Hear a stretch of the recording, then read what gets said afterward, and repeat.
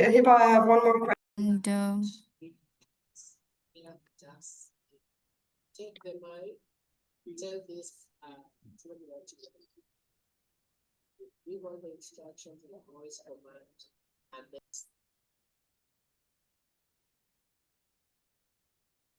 great, we've got people coming in.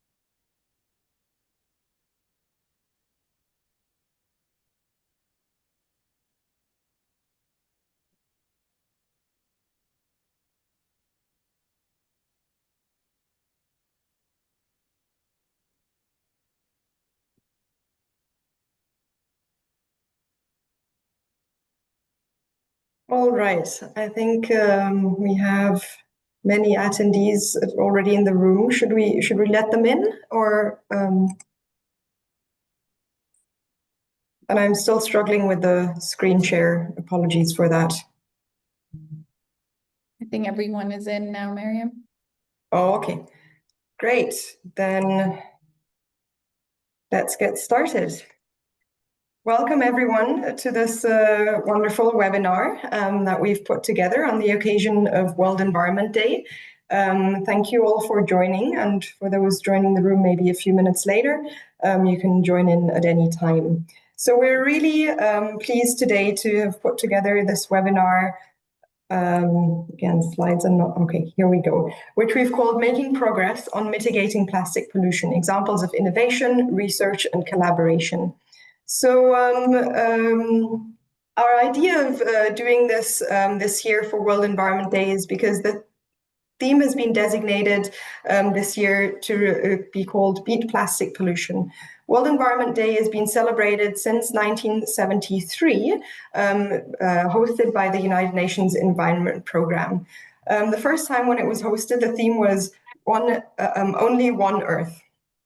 Since then, it's grown to be the largest global platform for environmental outreach, raising awareness and collaborative action.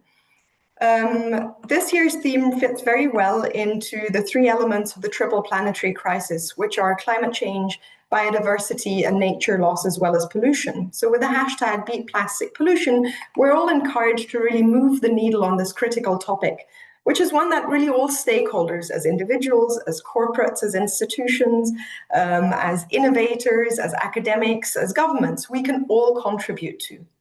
And so the intention of this webinar is to inform and inspire global communities and opportunities for reducing, reusing, recycling plastics, reducing plastics as well, and therefore ameliorating the negative impacts on plastics for human and planetary health. So we'll have a lot of case studies from different areas of the world, especially low and middle income contexts, and with various user perspectives as well, to encourage all of us to reflect on this contemporary topic of ubiquitous plastic, and also to learn to appreciate that there are alternatives. I just really briefly would like to give a brief introduction on the hosts of this webinar. The hosts of this webinar are the Aga Khan University, as well as Industrial Promotion Services, or IPS. These are two entities of the larger Aga Khan Development Network, which you may have heard about. Now, it operates in 32 countries, which are indicated on the map in the left, 32 countries, developing countries in South and Central Asia, as well as East Africa and a few others. Now, it turns out all of these countries, as you see on the heat map on the right, are some of the countries that are most vulnerable to the impacts of climate change. And sorry, Miriam, we're not seeing the slide. Oh, that's no good. How about this? Yeah, we're good. Okay, Thanks. Sincere apologies for that. I will go back to the slide where you saw the logos. That was already all that was on the previous slide. Right. So as I said, we work in 32 of the most vulnerable countries to climate change. Now, the network got together a few years ago and said, let's make an explicit commitment to address climate change, which we had already done previously through working in education, in healthcare, in infrastructure, in energy, in agriculture, and many other fields. But we really wanted to make this public commitment to say we take responsibility for our own institutions and our own actions as well. Now, this commitment statement, which is publicly available as well, in case you're interested, has 4 components for 4 principles. The first is we want to have responsible stewardship for the environment. So that really means, taking care to work within the frameworks of best practice, of international and local laws, and taking care of things like single-use plastics as well. There's an explicit commitment stated on that. The second is very much in line with us as a development network, which is focusing on those who are most vulnerable to the impacts of climate change. The third is our commitment to net zero, which really means reducing our emissions in line with science to reaching what the world has committed to, and that's the Paris Agreement, right, by 2050, to really ensure that climate change doesn't get out of hand in this century. And the fourth is to influence wider change. So that's sharing the learnings that we have, especially in our low and middle income countries, to influence other actors to move forward on this. So that is some of the context of why today we're happy to host this webinar together as 2 entities of the Araucan Development Network. Now, I know you want to hear from our presenters, not from me. So just as a reminder, we have 5 wonderful presenters with us today, as I said, from all kinds of walks of life, from all areas of the world.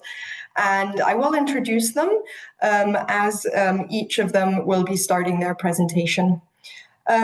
While they're presenting, I would encourage all of you to use the Q&A function in the Zoom functionality, where you can ask your questions as well as leave your comments, and we can engage with those questions after each of the inputs, as well as later in a full Q&A session towards the end of the webinar. So without further ado, I would like to move to our first presenter, Dr. Mariam Sohail, who's a research fellow at the Circular Plastics Institute, or CPI, at the Karachi School of Business and Leadership. A chemical engineer by training, she began her career in upstream oil and gas before pursuing her PhD at North Carolina State University on a Fulbright scholarship. Her expertise lies in sustainable material formulation design and performance analysis. Over to you, Mariam. Am I audible? Yeah. Okay, and Miriam, how are we going to change the slides? Should I? Just say next slide and I'll change them for you. Okay, so good afternoon, everyone. Thank you, firstly, for inviting me as a speaker for this webinar. I'm very excited, and we have a very exciting lineup of speakers following me. So really excited for the session. Introducing myself, my name is Dr. Mariam Sohail, and I'm a research fellow at the Circular Plastics Institute, as Miriam just mentioned. So for today's talk, I will basically be talking about what we at CPI are doing to tackle one of the biggest environmental challenges that we are facing as a global community today, which is plastic pollution. So I'll start the presentation now. Next slide, please. So I'll start the presentation with briefly going over what CPI is and what we do on a day-to-day basis. So Circular Plastics Institute is basically a policy innovation center housed at the Karachi School of Business and Leadership. And we work across 3 core areas, including environment, livelihood, and market systems. And our core expertise lies in connecting research with policy relevant solutions. And we work with a consortium of community members, industry, and governance with a focus on sustainability and growth. Next slide, please. So this is a quick roadmap for today's presentation. I will start with briefly going over the plastic pollution crisis, and then I will work my way into and explain what CPI has done to counter plastic pollution. And then I will share a case study from one of CPI's past projects along that aimed to quantify plastic pollution along Karachi's shorelines. And then I'll end the presentation with briefly going over the takeaways and opportunities that we learned as a result of the project done. So next slide, please. So starting with plastic pollution, I feel like it is so plastic pollution, it can be thought of as something that can be thought of as a buzzword for a lot of us. I mean, I know in the last 5 or 10 years, we have become more environmentally conscious, but does it really matter, and how does it touch our lives on a day-to-day basis? So this is data that has been consolidated by figures that are reported by OECD. OECD is the Organization of Economic Cooperation and Development. It is a consortium of 38 different member countries. And OECD's findings reflect that in the last 2 decades, starting from 2000 to 2002 till the present year, plastic waste generated by the global community has increased from almost 180 million tons to 400 million tons per year. And this number is projected to triple by 2030. And is this dangerous? Well, it is, because most plastics that we are using are single use and non-biodegradable. And thus they persist in the environment for a long period of time, upwards of 100 years. And these plastic fragments that are accumulating in the environment, they are very harmful for wildlife and also for human life, as a matter of fact. So, but on a very short scale, animals like birds and smaller animals, they can choke because of these single-use plastic fragments, and they can also inject these plastics. So injection of these plastic fragments can result in contamination of the food chain. And lastly, these plastics that persist in the environment, that are non-biodegradable, a lot of the times they break down into smaller fragments called microplastics. And these microplastics result in the leaching of toxic chemicals in the environment, that again has a very detrimental effect on both living organisms and the environment. Next slide. Next slide. So then moving on to the nature of projects that CPI has done to tackle plastic pollution. Now, we've worked on this from various perspectives, but as a point of reference, I will just mention two major projects. In one project, we did landscape mapping of urban waste pickers in urban recycling systems.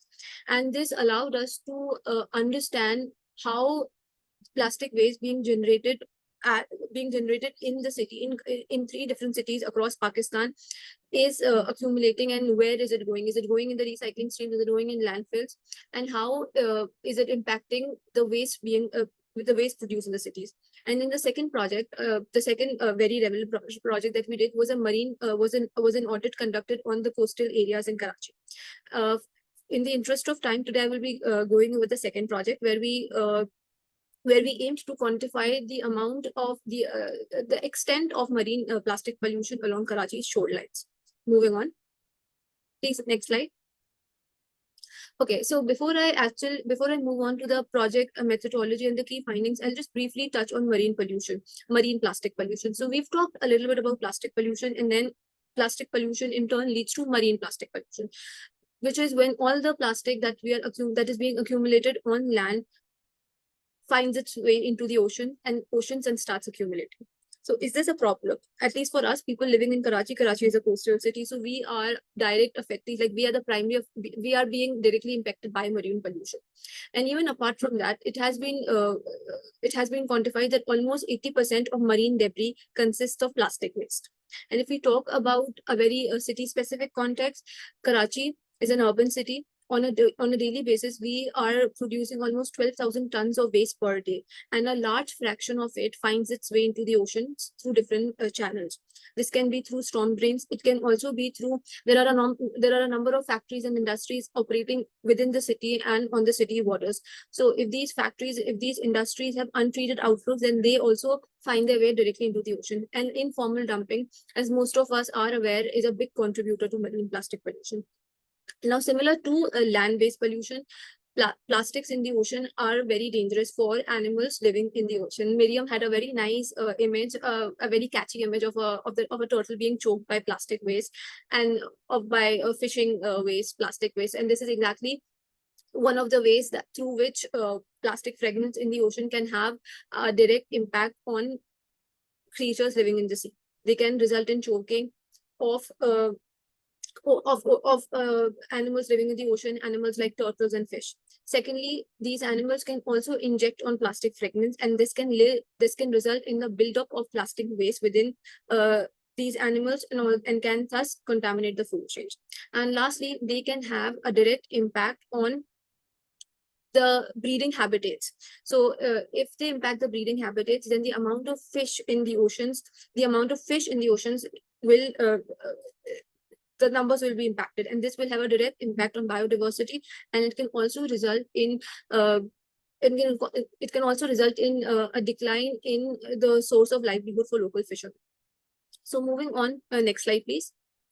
So moving on to the project. So our project involved a marine base, an audit to quantify the amount of plastic waste along Karachi shoreline. So 3 key locations were analyzed, including West Wharf, Kemari Jetty, and Manora. The basic questions that we wanted to answer was how much plastic was ending up on the shorelines, if there was plastic on the shorelines, where was it coming from, and why.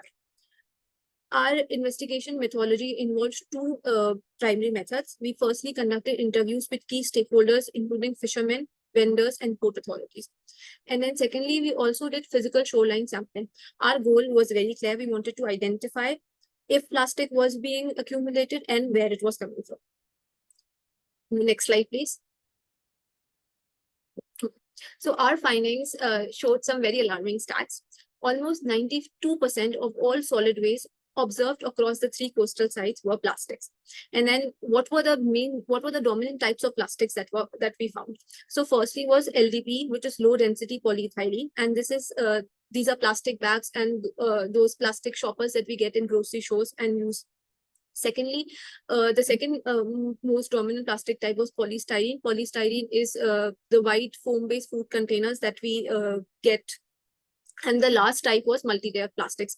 Multi-layer plastics are basically wrappers and sachets which are used to wrap food items.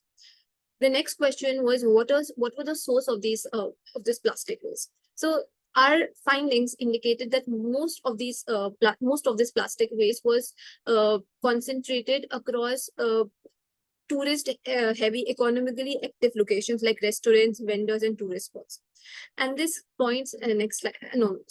And this clearly points towards the role of human-based activity. So it is when humans, when people come to a certain location and the amount of tourist activities increase, then there is a buildup of waste and plastic waste.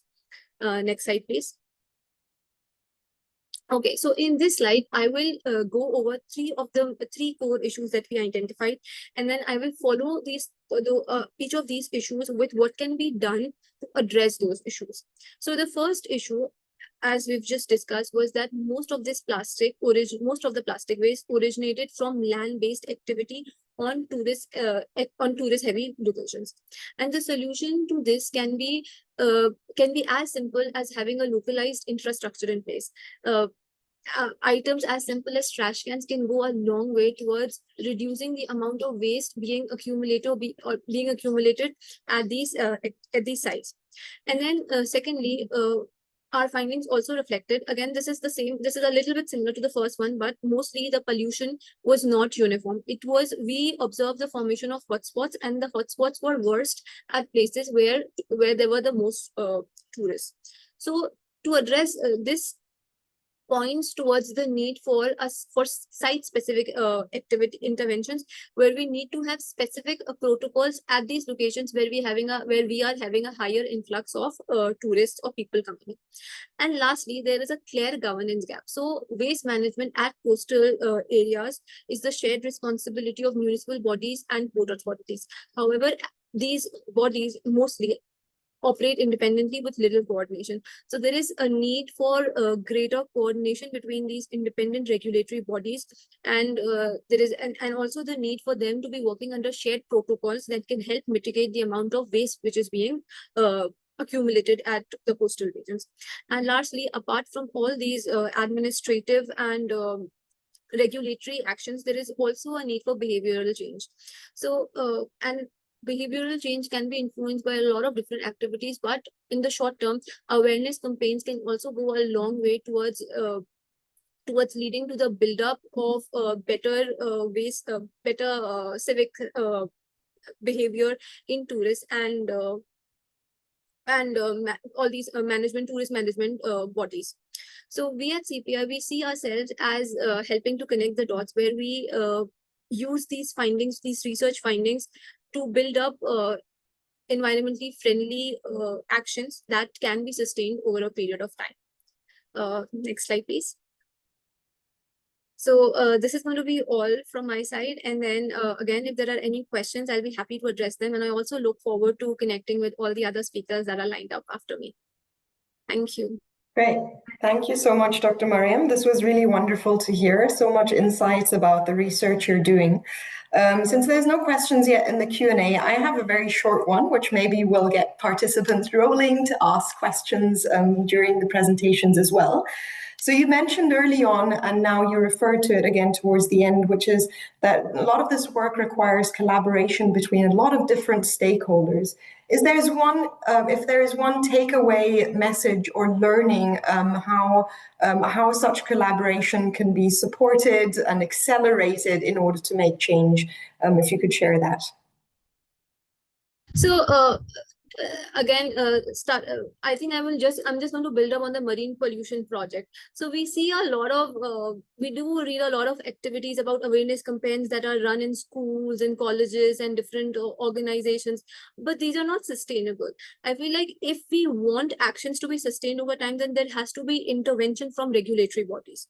So I think this is where intervention can come in. If there is greater intervention between all these organizations that have, let's say, volunteer groups or who have the capacity to lead awareness campaigns, then if these organizations are supported by governance bodies, then I feel like actions can be amplified and they can be sustained over time. And then again, I feel like simple, I did touch on this on my last slide, simple, like when we visit the beach, the Karachi beach, or we visit coastal areas in Karachi, we don't even have garbage cans. So again, I mean, we can have as many cleaning drives as we want, but if there is no administrative control in place, then none of our actions can be sustained over time. So there has to be coordination between different organizations. I feel like in Karachi, I feel like one big issue that we feel is that there is always like a tussle of war, I feel like, between municipal bodies and management authorities across different locations. So I feel like, especially in context of waste management, if there is greater coordination between these regulatory bodies, then the situation can be improved a lot. Mm-hmm. Thank you, Dr. Mariam, again. I think we'll hear a lot from other panelists as well on collaboration as well as waste management issues, and that's a great lead over now to our next speaker, which is Gurpreet Kaur Kempf, who's a trailblazing entrepreneur from Kenya. After studying engineering in Canada, her experience in energy management prompted a career dedicated to making a positive impact. So she returned to Kenya in 2018 and is currently the CEO of an organization called T3, a startup that has already diverted over 200 million bottles from landfill while generating a financial return and changing the perception of waste in Kenya. Over to you, Gurpreet. Thank you, Miriam. I hope you can hear me clearly. Great. So thank you so much for giving us this opportunity to showcase what we do. And I just want to start off by sharing a little bit more information about what really is plastic and how to identify plastic before we get into what we do as a company. So a lot of us use plastic on a daily basis. We can't escape plastic. As much as you hear plastic is bad, as much as you hear plastic is polluting the environment, it's something we just cannot move away from. So we really need to learn how to use it responsibly and recycle it. So plastic is a synthetic material, and it is derived from petroleum, crude oil, natural gas, coal. And the benefit is that you can make it into many shapes and forms, you can mold it. So different polymers make up different types of plastic. So a polymer is basically many parts of the same composition, of the same composite put together. So these PET is mainly used in packaging, in your clothes, in the car you sit in to drive home, to drive to work. It's in our textiles that we use at home. It's in our tablecloths and our napkins. But most importantly, it's in the packaging, in our food and beverage packaging. So that is where we mainly, interact with PET on a daily basis, is either the takeaway box your lunch is in or the soda bottle you're drinking your soda from. So really, how do you identify which plastic is what? Because there's many types of plastic. So to be precise, 7 types. And how do you know what you're recycling is PET? Or how do you identify what is which polymer? A lot of times you'll see a container and you'll see a triangle at the bottom of a container that has a number inside it. And that number is actually what tells you the code of that plastic. So at T3, we deal in recycling code 1 plastic, which is PET plastic. And as we go on, I will share more information about PET plastic with you. So we can go on the next slide, Miriam. So at T3, we're very proud to have an innovative solution to plastic pollution. In a country where there's not much happening in terms of plastic pollution. And Dr. Miriam, I echo your same grievances, because the same way in Kenya, we don't really have garbage bins in our national parks. We don't have garbage bins along our beaches. So how do you really make sure all the plastic that is being used is being recycled responsibly and it ends up in the right place? So we were founded in 2018, fueled by passion for people and the environment. Our mission is to tackle 3 main issues, which is poverty, and that primarily comes from the supply chain we work with, unemployment, and the big issue of plastic pollution, which is not just a Kenyan issue or an African issue, it's a global issue. So within our supply chain, we try and encourage people who don't have a formal education, who don't have, the means of a 9-to-5 job, or even the flexibility or the privilege for a 9-to-5 job, to collect plastic and come sell it at the centers where we then buy it from. We are mainly focused on sustainability, innovation, and impact, and we will be the first company in Kenya that takes your bottle that is seen as single-use into a bottle again. So that bottle will no longer be seen as a single-use bottle. The main aim is to give the plastic a second life and give the waste a value. Next slide, please. So in our factory, it's an image of how the sorting happens. Some of the colors that are in the market are not recyclable. Some of the polymers that are in the market are also not recyclable. So it's very important for us to identify what colors we're producing and processing and what type of plastic it is. So we have 4 main aspects of the business. Number 1, and by far the most difficult in any recycling business, not just PET, not just plastic, is the supply chain. The garbage, the plastic, the waste, it's all over. But to collect it and to bring it to one facility where it gets processed, it's very challenging. You can think of how light your plastic bottle is once you're done drinking your soda or your water. It's very volumetric, very light. It can fill up a truck and it can weigh nothing. So to move all this waste into one facility, it's one of our biggest challenges. And we want to have our own collection and our own supply chain so we can actually have impact on the last mile waste picker. Again, very difficult to ensure we're actually having impact on the last mile picker, but we try to do our best wherever we can. So currently what we process is the bottles into flakes. So think of little pieces of cornflakes, but now made out of plastic. And this is raw material for multiple industries. It can go into definitely the food and beverage industry, but it goes into the textile industry. So if you've ever been to the mall and seen, advertisements that show these shoes are made out of plastic bottles, or this, fleece jacket is made out of recycled plastic, it's 100% coming from your bottles, your beverage bottles. And goes into the straps. So like if you've ever seen cartons, a strap being put around a carton to make sure you can move it and load it easily in the trucks. And it goes back into your vegetable punnets. So generally what berries are packaged in or what mushrooms are packaged in, it goes back into those trays. So another project that we're working on is to have the rPET resin. So this is the recyclate of what we are currently using as virgin, predominantly across the world.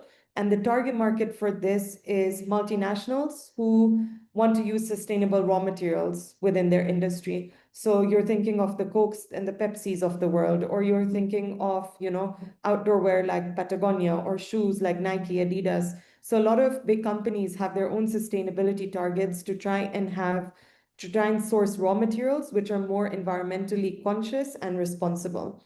So our competitive advantage as a company based in Kenya, it's a third generation family business with deep roots in Kenya. So we fully understand the culture and the dynamics of the people, because working with the informal sector can be very tricky no matter which environment you're in. So getting an understanding of the people you're around is really important. Next slide. So a lot of you must be wondering how we do what we do. It's, generally not just for PET, but this is generally even how other plastics are recycled. Step one is always the collection and the sorting. Within our industry, like I mentioned, color is very critical, and the polymer that it's made of. So as I share what we do, I also want to share how you can play a part into making better choices to make sure the plastic is actually collectible and recyclable. So when you go to purchase a plastic product, you should be choosing products which are packaged in clear plastic bottles, as opposed to colored plastic. So I know a lot of soaps and detergents are packaged in like yellow, orange, pink. So try and avoid colored plastic. Try and avoid multiple different materials together. So I know it can be hard to tell, but if you see plastic and metal together, like a metallized film over it, or like something that you peel over the can. So try and avoid those. Try and buy things which are just one material, because it makes it a lot easier. Support brands which have take back schemes, or support brands that say, yes, we're using recycled material in this. So those are the three main things that you should look for when you're actually purchasing your plastic. So once we've collected it, we either compress it into bales, and these are just big, rectangles or squares of plastic, which then come to the factory to get processed. So the transport part is, like I said, very challenging. So the plastic is all over the country. The unemployed people are also all over the country. But to join the two dots of where is this plastic, how do you move it from point A to B in an economic, efficient way for it to make financial sense for your business, is where the challenge is. So once you've actually transported the plastic, which is a huge, huge cost of the whole business, to the factory, we then pre-process it again before it actually goes into processing. And this pre-processing again is just focused on color and polymer, which could if we had one color on every shelf, if we had one type of bottle, which we said, or the government said, this is your beverage bottle, and it's just the difference is only the liquid inside, but the label, the cap, the bottle, everything is made out of material which is recyclable, it would make it a lot easier for us. And then the last step is to actually sell it to the companies that need the material. Next slide, please. So if you look at our collection footprint, this is where we currently collect across Kenya, or have intention to collect across. And this is how we want to expand our collection, by introducing aggregation hubs and developing partnerships across. Next slide. So as an innovator in this space, our key milestones from 2018, coming into 2019 to 2022, which we all know were COVID years, and it was really difficult to run a business. That was actually a turning point for us, where we built a lot of confidence with the informal sector and showed them that we can actually support you even when everyone else is shutting doors and not buying, because a lot of it was going to Asia and had to be diverted. We then set up our flaking plant as soon as borders opened and COVID was over. We started making the flakes, and now we're actually going to go into making the resin, which is going to be the first time bottles will actually be made back into bottles within Kenya. And this is a very key step in closing the loop within your industry. And we see it as the gold standard of recycling. Next slide, please. So again, I just want to share that, everyone can play a part into this whole industry. So it's not just if you're a recycler, you're not the only one who can help and make an impact in the environment or have an innovative solution. There's a lot of things we can do at home as well. If you live in a location which has segregated waste management, so you have a bin for organic waste, you have a bin for landfill, you have a bin for recyclables, actually take some time to learn what goes into which bin. So you sort your plastics. When it comes to PET especially, try and just clean it before you dispose it, especially if it has dairy in it. So if it has any milk or yogurt, just try and clean it, wash it out, make sure there's no residue in the bottle. It makes it a lot easier to recycle. Support recycling initiatives in your community, whether it's an estate you live in or just an apartment building. Try and set up plastic collection, have these drives, educate the children. And finally, choose products which are made from recycled materials. That way we can actually help make a difference when the recycled product is demanded more by the industry. Yeah, thank you. Thank you so much, Gurpreet. Over to Nushin, my colleague from IPS, who will be asking you the question this time. Sure. No, thank you, Gurpreet. This was truly inspiring what you're doing, and appreciate all the practical feedback that you've given to the audience in terms of what are the steps they can do as end consumers to make this recycling even more effective. There is one question in the chat box, which is asking, sorry, it's anonymous, but what is the cost of recycling per bottle, assuming into whatever your semi-processed or finished product would be? So it's it's not like a one size fits all. I think it's like how much does it cost to recycle per kilo or per ton? And it can vary. So it can be between $300 to $500 per ton, depending on where you're based, what's the cost of electricity, the cost of water, the cost of your raw material. So this is not even factoring in the cost of raw material. In short, recycling bottles into flakes is not a money-making business. It's actually, it's a very difficult business to run because of multiple reasons, supply chain being one of them. But secondly, you're up against a volatile supply chain where you don't set the price of the plastic and you're selling in a market which is controlled by petroleum prices. So you're also not choosing the price you're selling at, because in one business you can say, okay, that's my cost of raw material and I need to sell it at X to make a profit, but you do not know what price you're going to buy at, and you don't have any control over the price you're selling at in the market. So it's a very difficult business to run from that perspective. Yeah, it sounds like it. A question for me is, as young entrepreneurs, what truly inspired you to enter such a dynamic, complex, challenging workspace? So I think it was firstly not understanding where the plastic is ending up. So, like Miriam mentioned, I studied in Canada. And over there, you have to really, sort your waste out properly. Everything has to be put in the right bin. And if it's not, you will get fined. And then you come back to Kenya for holiday and everything is going into one bin.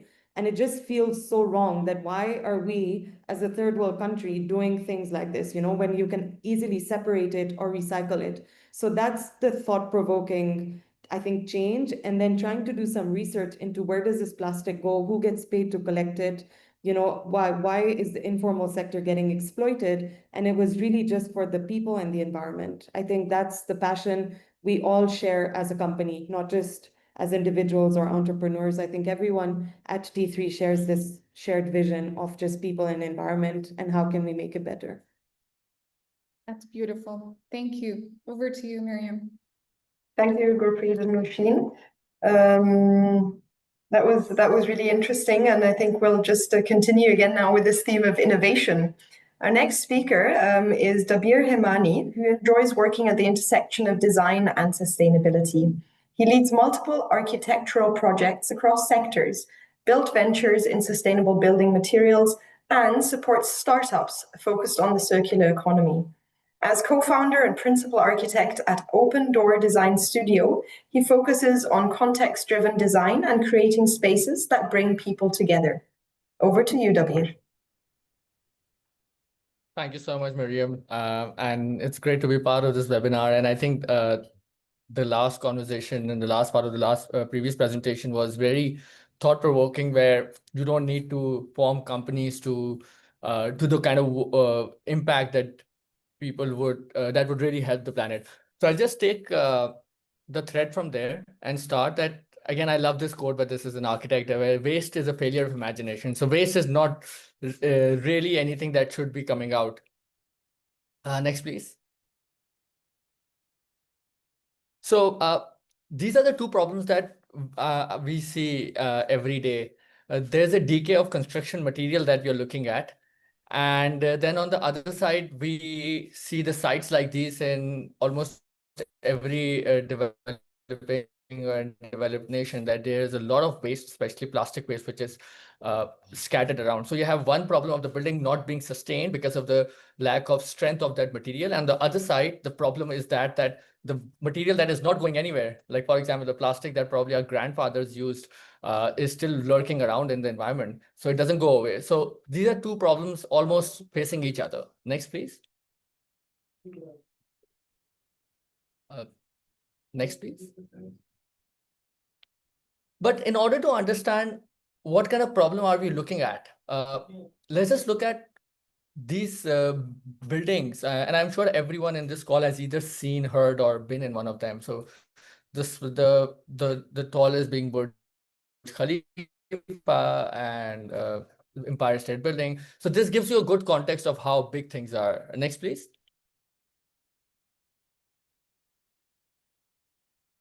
Next slide, please. And it's really a journey of perspective.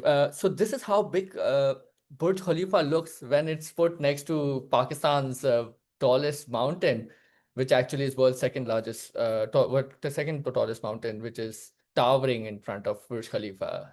Next slide, please. But this really doesn't look that big when you put it next to how much of plastic waste that Pakistan generates. And this is a UNDP study that happened in 2019. And there are some estimates that give that up to 7% of plastic waste is recycled. But the interesting and ironic part is that only the high value plastic is recycled. Like my esteemed panelists in the previous presentation shared, PET is the most highest of collected and recycled plastic, and at the same time it's also something that is easy to recycle in comparison to other plastics. And most of the non-recycled plastics are the plastics that are either mixed up in waste or which are made up of different films put together. Next, please.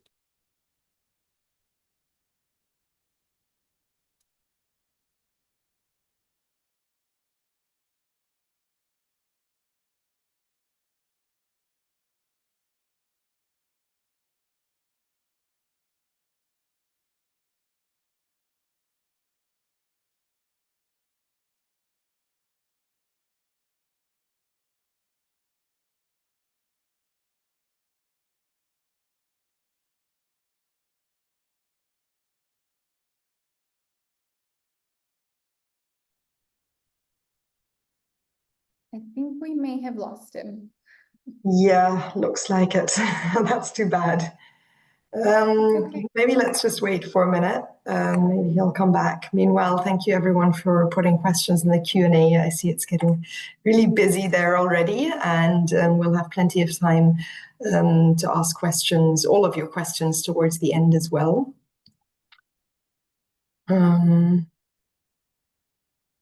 Maybe while we wait, there is one question in the box that perhaps this was addressed during Gurpreet's presentation, and Gurpreet, if you're there, you could perhaps answer is policy change more important than personal attitude?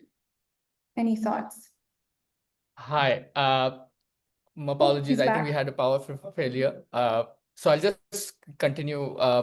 from where I left. Can we go back to the last slide? Yes, definitely. So again, the question is, how do we use this waste plastic as a resource? And there we come to the next slide, which is of Concept Loop. So this was a company that we founded approximately a couple of years, 3 years back, where we took the waste, which is the multi-layered plastics. This is exactly the kind of plastic that you use every day, your chips packet, your biscuit packet, your plastic films. And again, these are very important in a way because they are supporting food security, especially in the developing nations. So this is a plastic that we can't get rid of. This is a plastic that doesn't have any second life. And what we did was we converted this waste plastic through our proprietary process and converted it into these pallets, which are called eco-grade, which can go into any concrete application. And this is the studio, the architectural practice that we run in Karachi. And you can see on the left, these blocks have a carbon neutral percentage, where by having the eco-grade pallets, we use them and made this facility. And approximately 2,000 kgs of plastic waste was used, which otherwise was destined for landfills and burning, because there is no other purpose or other way of disposing this kind of plastic. And today, these two rooms, approximately 100,000 square feet, are used every day. These blocks provide additional insulation. These blocks also provide less weight and also are carbon neutral. Next, please. And this is another project that I would like to talk about. This is an urban forest that we did in Karachi. And over here, what we did was we made sure that no plastic was used at all. So this was a very different approach. And my colleagues Murtaza and Sherbano and Hamad worked very thoughtfully on that. And where you use a lot of bamboo, this is placed in a very urban environment, where the people who are more familiar to Karachi would be able to figure out that this is near Do Talwar in Clifton. And this is almost looks like a scene right from landscape jungle or like a sanctuary. So all the work done in this project was specially done without the context of using plastic at all. Next, please.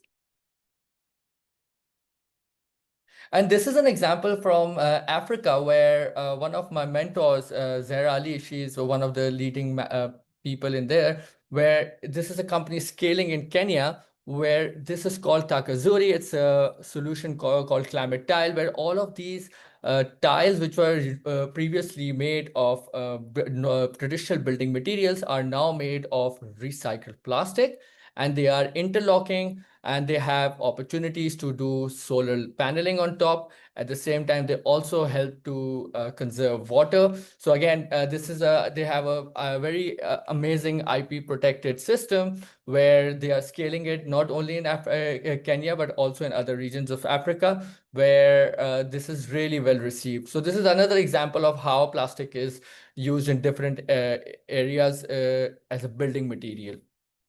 Next, please. And now I'll be talking about a very high-level building material. We use plastic waste, which uses plastic waste in Pakistan specifically. The first is again Concept Loop. Again, if you can see and zoom in on this tile on the left, it's a terrazzo tile where the stone chips have been replaced with the chips made out of eco-grade. Again, this is how we are protecting the MLP plastic, the multi-layer plastic, into the ground, which normally has a usage time of between 3 and 30 minutes. That's how long you will consume a packet of chips. And then we have TGA, which is actually making concrete-like tiles on the ground, and is again using multi-layer packaging along with sand. So this is a company again located in Karachi. The third company and third solution is again by a very young young engineer. Her name is Kashyap, and she is using eco bricks. Now, these are something that is like tile, and again, this is used from recycled plastic. It's a mechanical recycling format. She uses a whole mix of plastics from number one to which is a PET, all the way to HDPE and LDPE, and there are a few other ones in the mix. But these are some things again being commercialized as we speak. Next, please.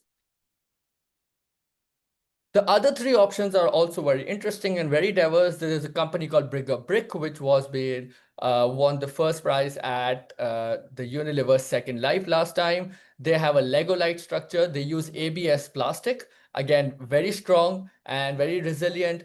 Normally, you can find them in your eyewear, which probably these glasses that I'm wearing has a lot of ABS. So they do a system where they use no concrete, and as an interlocking system, then they have been making these small houses and rooms in Pakistan. The second last one I want to talk about is Chandni Ghar. It's a solution by this lady called Nargis Latif. She started this during the floods in Pakistan in 2010, where she actually just makes these silver boxes made of this reflective material and puts packaging inside. So you have these bricks.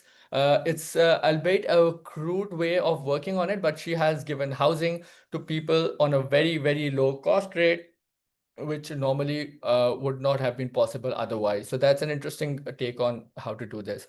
One of the biggest recycling companies of Pakistan is called Green Earth. They are based in Lahore. And anyone who has been anywhere in these playgrounds in Pakistan knows that these kind of play fixtures are all done from recycled plastic, more so from HDPE and a little bit of LDPE.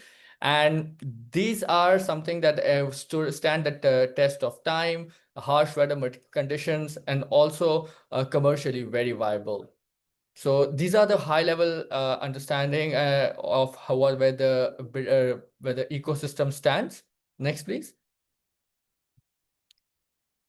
But I think because it's a short slot, I would really like to talk about how we can all come together from the waste generators to the designers, the government, procurement of companies and communities, and only then we can have solved the problem of plastic waste and waste in particular, because it's very easy to point out to the government or the waste generators that this is a problem only by you. So it has more of a systemic problem rather than an individual problem, and has to be looked at like that. And only then we can actually have a solution that can also be sustainable. Because like my colleague said before in this presentation, that it's very easy to say that, plastic is bad. But essentially, it's most of the life-saving devices like the injections and drips and all of these things are also plastic. The airplane that I traveled in last week was made of plastic. So there are many, many uses. Tomorrow, if we might remove it, that's not going to be sustainable for any of us. Next, please. And this is exactly where the collaboration is important. We need to collaborate to make our buildings low carbon. I would really appreciate the fact that how AKDN and the ACA is working very hard to encourage startups and also scale solutions which help in making buildings low carbon. But we need more people to come out and have this kind of whole experience and also this kind of courage to explore these new solutions. Next, please. And this is where I end. So thank you so much for being a part of this webinar, and I look forward to any questions. Thank you. Thank you so much, Dabir. Really, really exciting. And thanks for talking about so many different innovators and innovations that you're aware of in the country. It's really inspiring to hear. So we have one short question, which you partially addressed, but maybe again in one sentence. There's a question from the audience. How can you ensure as an architect that urban development benefits both people and the planet? I think all the companies are like going to the three principles: the profit, people, and planet. And I think how we should do that is to put the planet and also make sustainable and better choices that could be not only used on a scaled or pilot level, but also used as something that could be reoccurring and is like sustainable in a cost manner. So that's the only way it can be scaled. Great, thank you so much. So next, over to our next speaker, Joyce Gachugi-Vaveru is the CEO of PAC Pro and a distinguished leader with over 18 years of experience from manufacturing and technology to energy and consumer goods. A passionate advocate for the circular economy and with training from the University of Cambridge and Copenhagen, Joyce blends business acumen with purpose to drive impactful, collaborative solutions across different industries and communities. Looking forward to hearing from you, Joyce. Thank you, Miriam. So I think just like the beer's picture and the speaker before his, mine is also reflective and really just trying to paint a picture about what we're actually dealing with. The Kenyan coast, where I'm speaking from, Nairobi, Kenya, our coastline is about 536 kilometers from Somalia all the way to Tanzania. And we have transboundary plastics, like everyone who has a coastline. And of course, everyone around the globe blames producers, okay? The people who put or who manufacture and put these products in the market. And I hope that by the end of my presentation, you will accept that responsibility needs to be shared between not just governments and producers, but also consumers. We really are, you and I, really do bear the burden and the responsibility around how we dispose and manage our plastics. So you next, sorry, Miriam. Next. So the Packaging Producer Responsibility Organization is a PRO, and its mandate is to implement extended producer responsibility. For those of you who may not know, EPR, Extended Producer Responsibility, is an environmental policy and management that places the responsibility to manage products throughout the entire life cycle on producers. And so when you look at the image on your right, you will realize that we are really talking about a product right from the design stage to its disposal and what happens after that. The optimum methodology of treatment, of course, is creating a closed loop, similar to what T3 Gupri spoke to, where she said that T3 is going to be the first company in Kenya to be able to make a new bottle from an old bottle. That is the optimum solution. But just like Dabir said, we do have MLP, multi-layered plastics that are growing. Their footprint is ever increasing, especially also here in Africa. And there's not much we have in terms of alternatives. And so we still need to find a solution for it. So next. Next slide. So as a PRO, our mission is really around inspiring a shift toward recycling, regulating post-consumer packaging, and creating shared value for our stakeholders. We are an award-winning PRO established in 2018, and I'll take you through our story in the subsequent slides. We currently represent over 200 companies, and these are brand owners, manufacturers, converters, companies that are putting product into the market. Because in Kenya, we do have a regulation, albeit it currently has some legal issues in court, but we do have a provision that mandates companies, anyone putting product into the market, to take responsibility for their product throughout its entire life cycle. Next, Miriam. Next. So as I said, we help these sectors to be able to ensure that they're compliant. But how we do it is collaborative. And really, this is what I would like to talk about, how we can leverage collaboration through extended producer responsibility, not just as a compliance issue, because I know a lot of companies are always looking at their financial bottom line.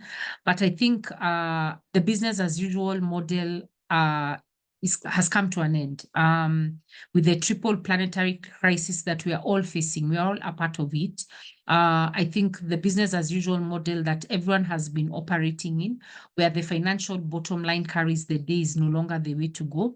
And that being said, even while EPR, extended producer responsibility, is driving compliance, it is also looking at the entire life cycle of these products. And so within these obliged sectors, and you can see that in Kenya, we have a cross section. In most jurisdictions, especially in Europe, you will find that they are dealing with simply packaging and largely packaging around food and beverage.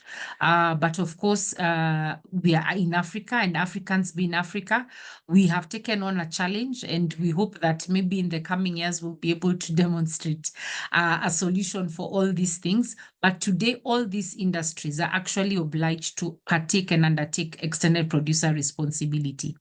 It's a tall order because at the heart of it, our collection infrastructure is underdeveloped. We still rely heavily on informal waste collection. We have inadequate infrastructure to cater for our waste disposal. And so, of course, therein also lies opportunities. And this is really what EPR is really coming to see, how it can be able to leverage and support to drive resources into the value chain. So next, Miriam. So as an organization, as I've spoken to this, and so I won't belabor it too much, we represent a cross-section of those obliged industries, but we only focus on non-hazardous packaging, which means we don't deal with medical waste, we don't deal with agrochemicals as an organization. There are other organizations similar to ours that are doing that for those companies in our country. So today in Kenya, we have 4 registered producer responsibility organizations. We are the first because we started our operations much earlier than the others. Next, Miriam. Our strategic focus when we started and today is the same. When we started in 2018 and to date is that by 2030, our focus areas are really focused around shifting consumer and industry awareness. I think I saw in the Q&A, people asking about behavioral change, and this is a big problem, okay? Behavioral change is two-pronged. So there's behavioral change for the consumer, and I like to talk about distributive responsibility. Distributive in the sense that both the consumer and the producer should be held responsible for how the waste is managed, okay? So from a consumer perspective, it's really to raise awareness around the circularity of these packaging materials. Beyond that is to promote design for recycling, to try and encourage as many companies as possible, manufacturers, brand owners, to shift their packaging where possible to more recyclable material. Beyond that, where can we even reduce? It might not necessarily be recyclable, but can we reduce the amount of plastic, especially, that we are putting in the packaging? And so these are some of the guidelines that you'll see that we are working on. And then, of course, growing collection and recycling, because this is, after all, as I mentioned, one of our mandates is compliance. And so we are very keen to develop collection models. Our collection models are not just about picking the waste and taking it into a facility. It's around supporting livelihoods. It's about creating decent jobs. It's about being able to develop systems that are able to be sustainable, that allow us to exit without necessarily supporting them throughout the life cycle of that packaging material, where we are creating entrepreneurs, a business model around these collection models and how the waste is treated therein. And then, of course, and that would require for us to create value for the post-consumer packaging. And I think it's apt that I've come after Dabir, because he's given very good models of different approaches that are being taken, either through concrete. In Kenya today, we have eco-boards, for instance, where we are using a lot of our MLP, combined with, for instance, the liquid board packaging, MLP, and other types of plastics, and we are making an eco board. That board is being used for construction and in other facilities, but we also make a lot of fencing posts with our MLPs. Okay. And then, of course, developing strategic partnerships and advocacy and knowledge management. Next, Miriam. So next, I'll speak to this in the next slide. So our story, I told you, began in 2018. And really, and why I told Miriam to jump over to this slide is that Kenya, you must know if you don't, and if you've not had the privilege of coming to travel to Kenya, one of the things you will hear when the aircraft lands in Nairobi or anywhere in our airspace is that Kenya is a plastic bag-free country, okay? And so you are discouraged to actually disembark with your plastic bag. And so for us, our journey started in 2017 once the government banned the plastic bags. After that, what we did was that the government thought that PET plastic bottles, the ones that have the number 1 on them, the companies that were at the time scaling their production from glass were moving into PET. And so we had a very heavy investment, capital investment around PET packaging. And so we started our operations to try and actually recover these plastic bottles. And so after that, the government was able to see that there's actual traction in how we are recovering these bottles. Previously, we were known as Petco, similar to what you have in South Africa. There is a Petco in South Africa, and that is actually our sister PRO. And so we've worked together collaboratively until we developed a policy and a regulation and an act. And so today in Kenya, we are actually the second country in Africa that have all 3 in place. And so this is how we are undertaking mandatory extended producer responsibility for all packaging material, not just PET. To date, we've done nearly 2 billion PET bottles that we have been able to finance. And so those are the milestones that we've been able to achieve alongside the policy milestones. Next. I'll jump through the next ones real fast. So, and this is really to give you a glimpse into what we are doing. So the key programs we are undertaking in line with the objectives that I mentioned by 2030, designed for recycling. So we are using our design for recycling guide that is provided by the World Packaging Organization. This is available to everybody. We are now, because we have a regulation in place, trying to distill it to be more localized to our context. But this is a guide that we feel actually encapsulates what the principles around design for recycling should be.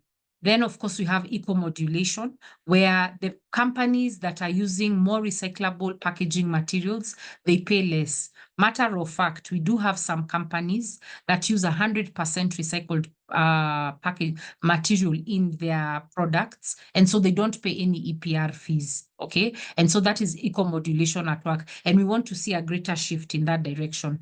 Then, of course, innovation. We have a lot of collaboration with our members, with partners, so that we are able to drive companies to switch to less plastic in their packaging, more transparent, more clear packaging, so that the recyclability then is enhanced.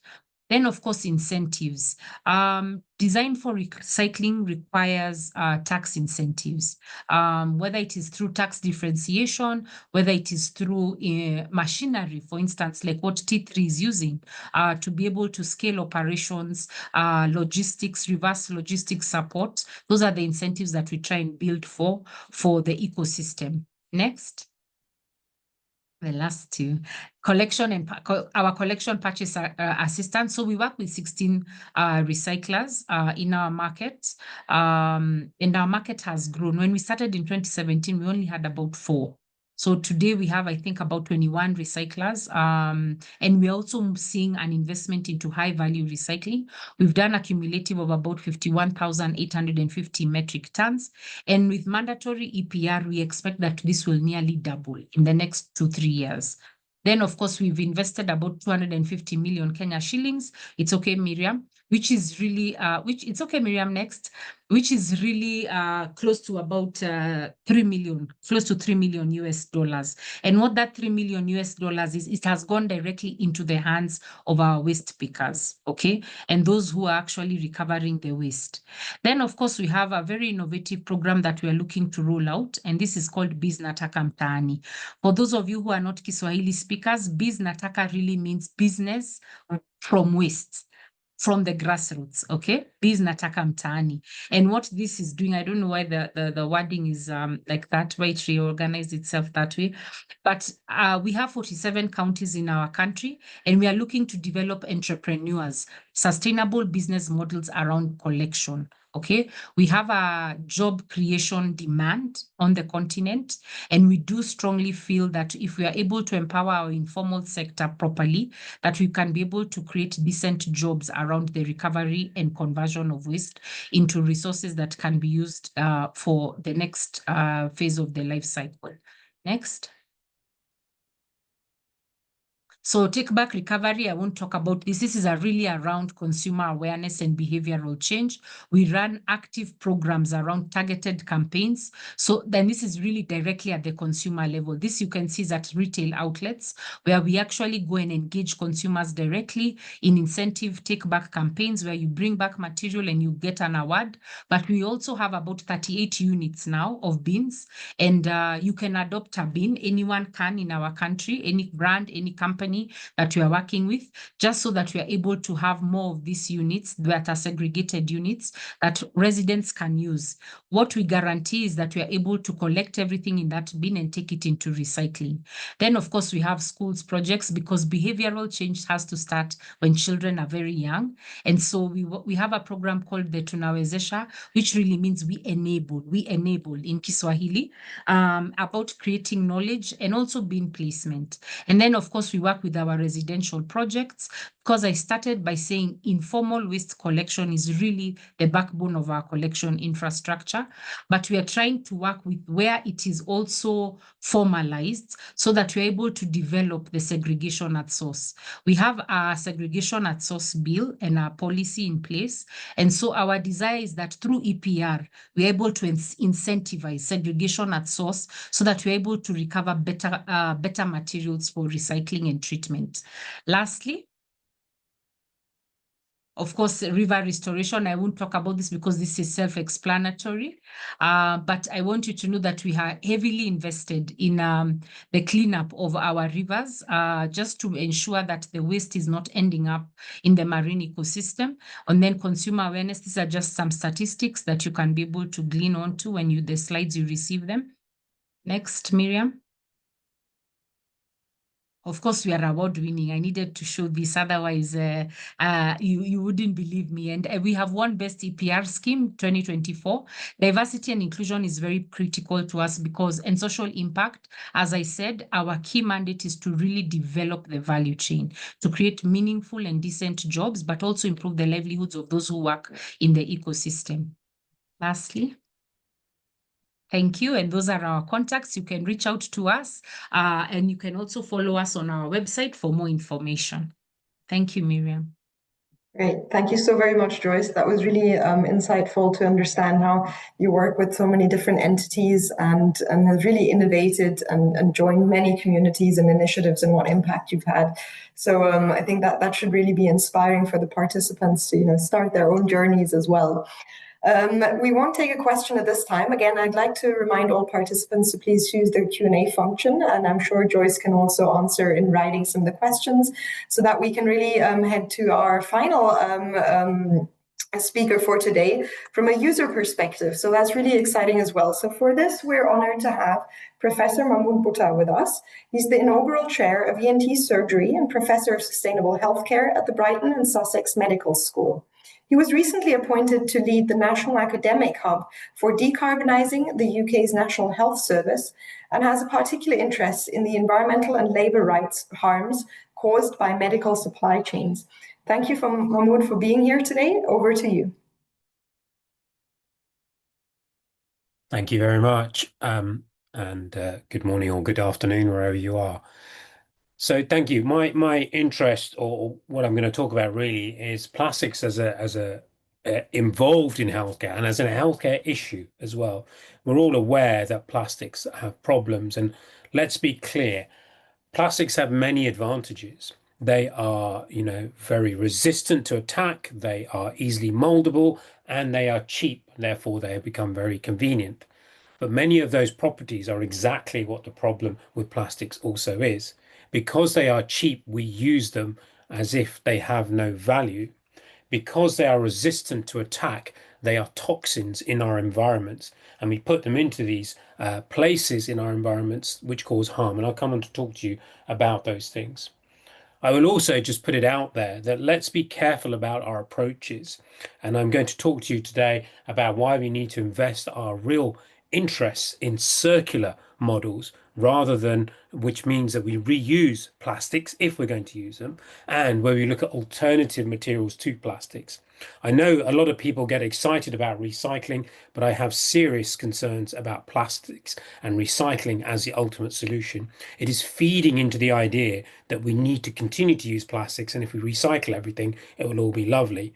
Recycled plastics are downgraded, they are not high quality, and often have even more toxic chemicals added to them than native plastics or virgin plastics.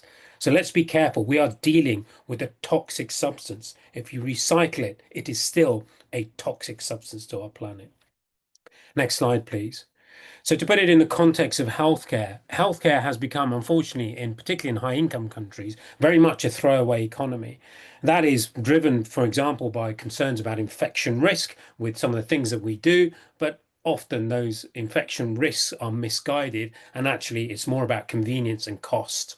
Plastic is cheap, plastic is easy disposable for that reason.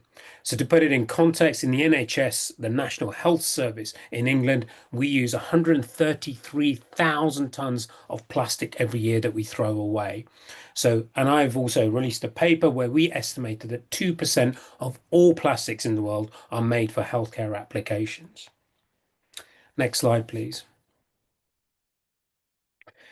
But more than obviously plastics cause problems because they are produced from fossil fuels, but they are toxins, as I've mentioned. We all are all aware of plastic pollution, but let's not forget that the plastic isn't just that which we see, but there are microscopic and nanoplastics, tiny little particles, which are now widespread in all indoor environments. What we've recently been doing, and this is data not yet published, but will be published very soon, is looking at whether plastics themselves within healthcare products could cause potential harms. And indeed, it is quite worrying.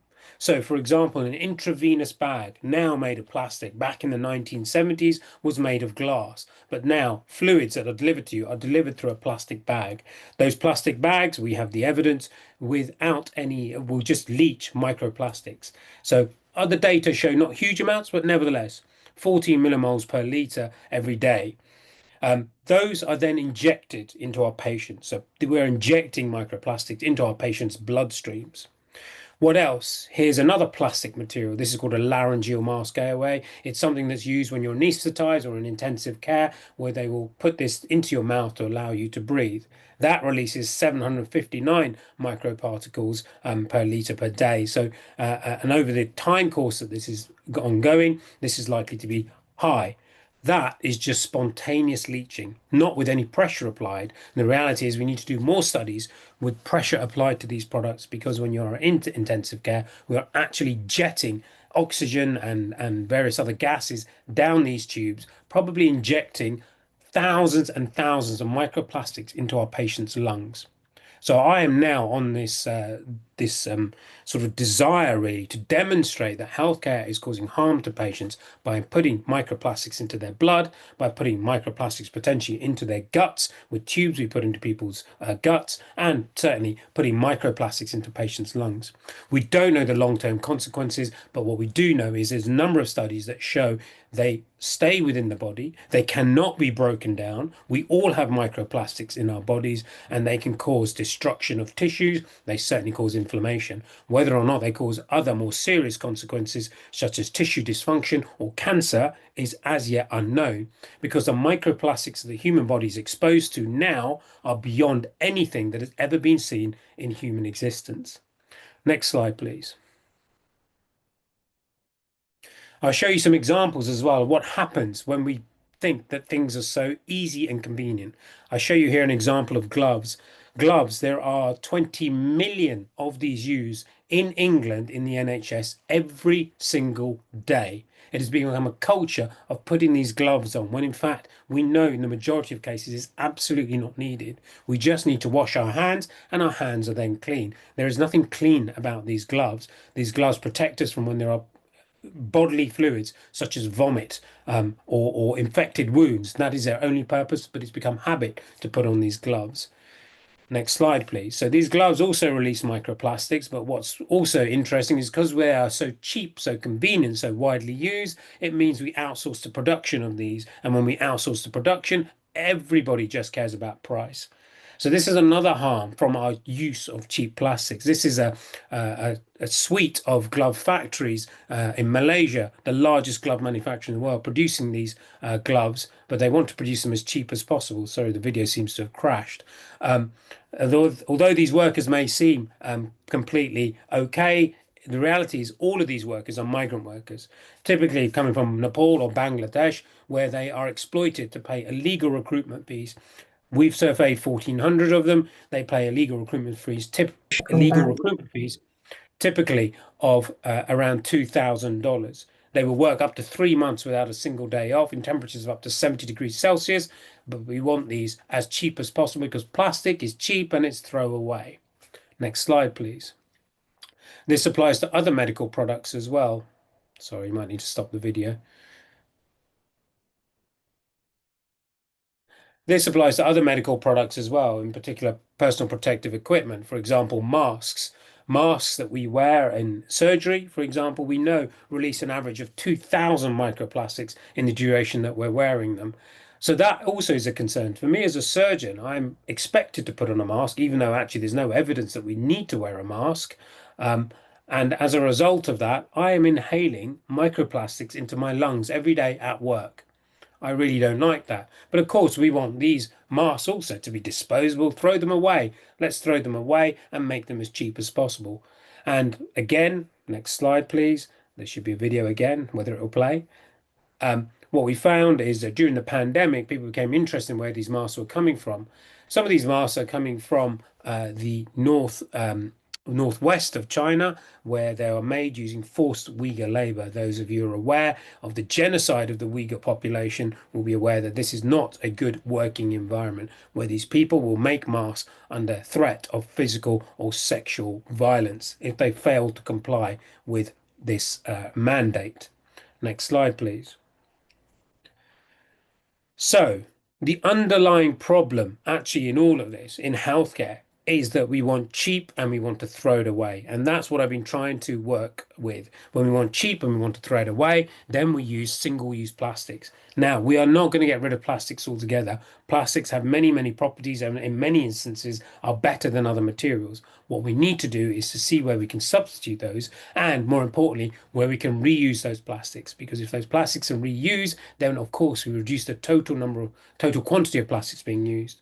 I've been working to develop evidence in this area, and we've demonstrated through multiple studies that reuse of products is much better for the planet. Of course, we know that, but we've demonstrated that in healthcare, where you may also need to sterilize or decontaminate products. It still is much, much better for the planet to reuse. We've also shown that in almost all cases, it is cheaper. So I'm working now with the Department of Health in the UK. They've released this Design for Life roadmap, which is a commitment that by 2040, the amount of single-use medical products of all kinds will be minimized in healthcare. That is a complex, difficult task, but we are working towards it. Next slide, please. So I bring to you this idea of circularity. Circularity is the best thing we can do to reduce plastic use. If we want to use plastics, and where we can, we should not, but if we want to use plastics, we must use them in a circular manner. Recycling is the final solution when you've got nothing else you can do. And there are serious concerns about recycling because I speak to people who are actually involved in recycling plastics, and they say they have to add even more toxic compounds. Let's not forget that typical plastic will have between 200 to 300 toxic compounds added to it to change its properties. And those are toxins to our bodies as well. So reuse is the way forward where we can. And next slide, please. I'm going to finish soon. But where we can, we should also be substituting these. So we have old materials that we're using before plastics came onto the scene. On the left here is an endotracheal tube used to anesthetize someone. That is made of rubber, still used in the veterinary world, or the veterinary world will reuse these because they don't have that throwaway economy in the same way that we do. Here on the right is a glass syringe. All syringes used to be made of glass and now all made of plastic. And these can be reused and were reused because we didn't have this throwaway economy. Plastics has supported this throwaway economy. Now, the problem is that sometimes it seems more expensive. And to be honest, sometimes it will be more expensive because plastics are so cheap. So we need to build the infrastructure to en masse to enable this to be reused, because once we do that, we have modeled and shown it actually works out cheaper. But what I'm hoping in healthcare, the problem is that money will always speak to people and cheap will always speak to people. But in healthcare, I'm hoping that by demonstrating we're actually putting plastics into our patients, which cause known harms, we can stop this addiction to plastic, at least in healthcare, and say that we as healthcare providers cannot do this anymore if we care about our patients. Next slide, please. So some work that we're working on, and I thank you for your time.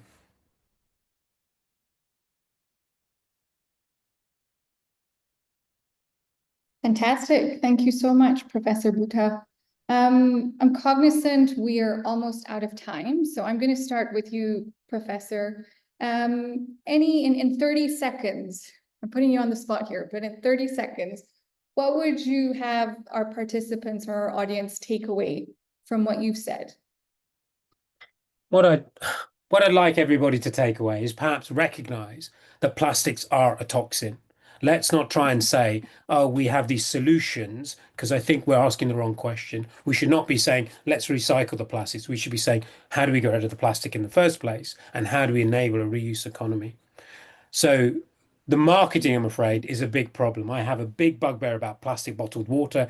And we think that that's the solution. Clean water at source, tap water is what we need, not plastic bottled water full of toxic chemicals that harms us, harms our children, and harms all of human society. Very well said. Thank you. Joyce, I see your video is on. Could I ask you the same? Your one takeaway in 30 seconds? I mean, I fully agree with Dr. Mahmood. My takeaway is really around behavior change, proper disposal. I still do feel that our biggest problem, especially in emerging economies, is really still around the collection and management of these plastics. And so even before we talk about closing the loop and managing recycling or reuse, we need to collect this material and collect it properly. So for me, this is my big takeaway. Fantastic. Thank you, Joyce. Dabir, your 30 seconds.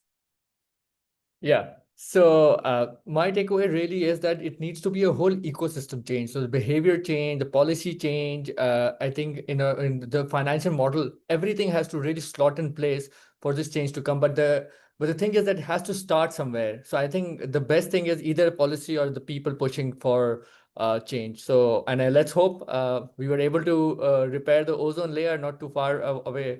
So maybe we can also make a difference as a collective. Great. That's very ambitious. And yeah, perhaps it is something we can achieve, we should achieve. Gurpreet?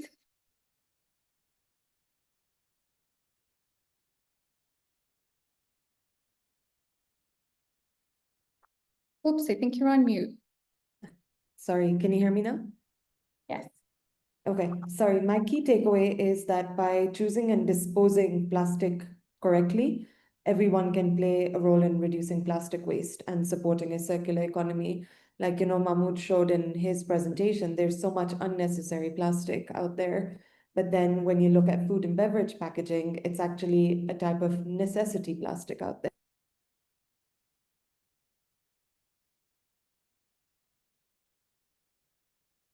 Oops. Have we lost Gurpreet or am I frozen?